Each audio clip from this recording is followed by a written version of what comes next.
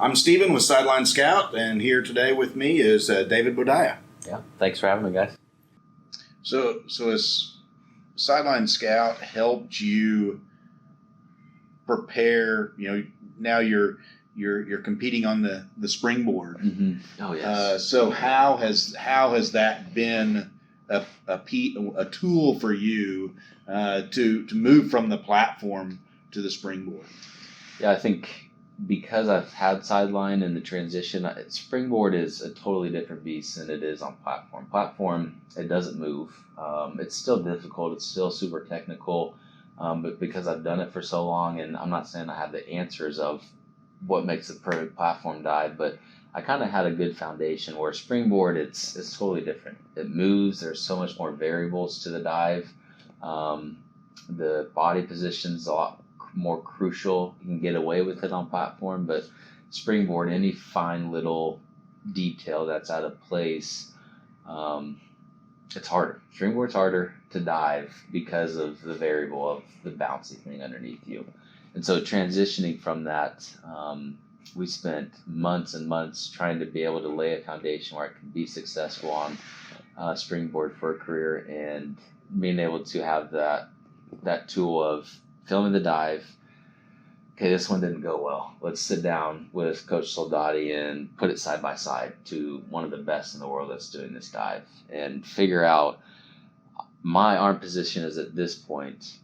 Let's sync it up to see where this Great Britain diver is, and being able to compare the dives. And so the tools, it's not just the instant feedback. You're able to compare it with another diver. You're able to take it home and study it. You're able to do frame by frame. And then one of the things that I like, we have 10 divers on the team, and each one of those dives is recorded.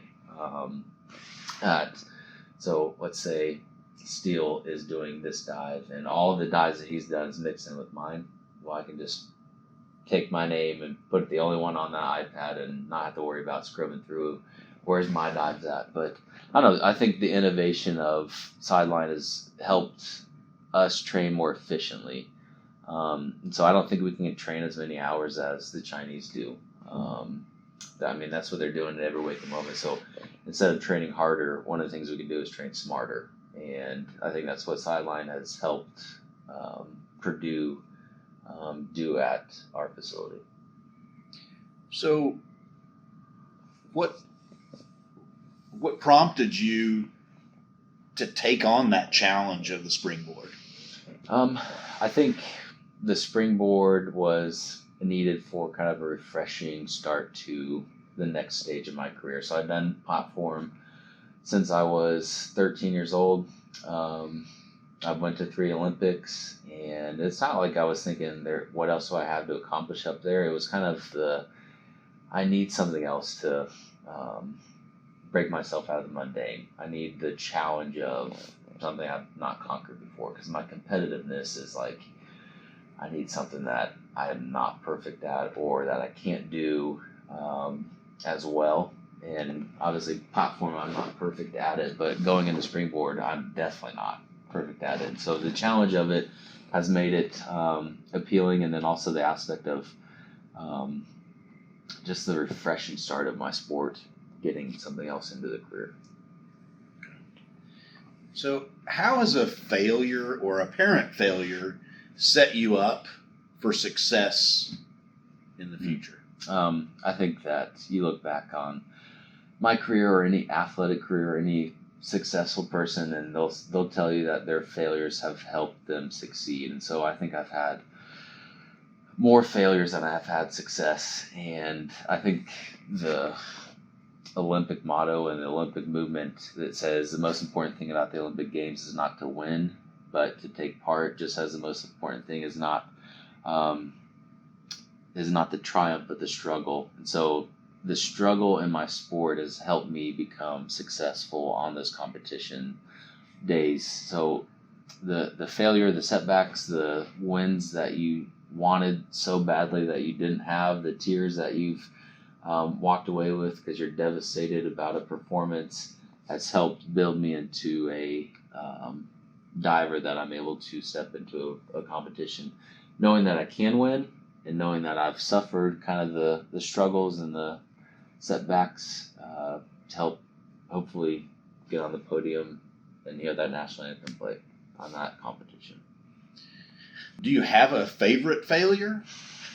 Or can you? Yeah, I do actually. I think my favorite failure, because it's heart wrenching and it was a struggle for 2 years afterwards with depression, but was the 2008 Olympic Games, where I went into the games, made my first Olympic Games, huge dream come true.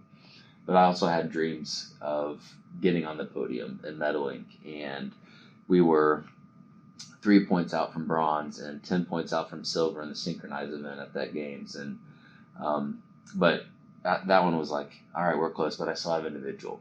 That individual event, I was ranked third going into those games and had high hopes, started out phenomenally, and then it was just a train wreck.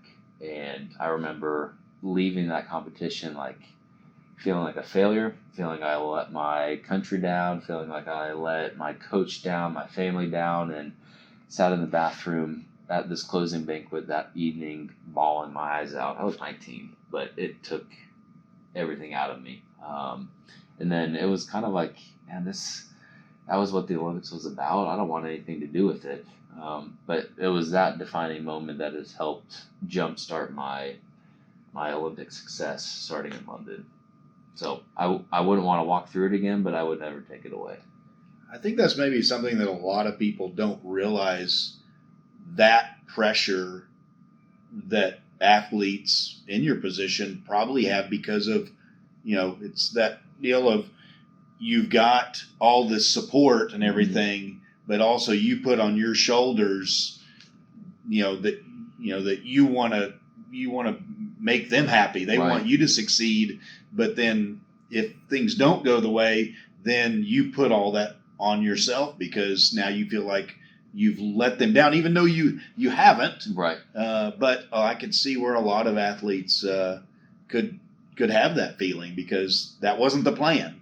I think it's all about the perspective, and the athlete puts that much pressure on them. But at the end of the day, one of the coolest things I loved about the success that we had in London was I brought the medals home and went over to Coach Ladotti's house, and he has 6 little ones. And I remember showing the third oldest my bronze medal, and she looked at it and was like, "Eh," and then threw it on the carpet, and I was like, "That's perfect." Like everyone else will look at this medal and be like, "Oh, this is absolutely amazing," and it's cool. I don't want to downsize it, but it's also like at the end of the day, whether it's a success or a failure, the kids kind of put it in perspective for you, like, yeah, it's cool, but what's next? Or I come home from a practice and I had the worst practice in the world, and you have your little girls running to the garage door because they're excited to see you. So I think that's what from 2008 to 2012 is my perspective has totally changed for this sport, and the sport at that point defined me, but diving is something that I do. It's not who I am, and so the failures, the triumphs, the wins, the losses has helped my career be successful. David will return in the next episode on May 12th.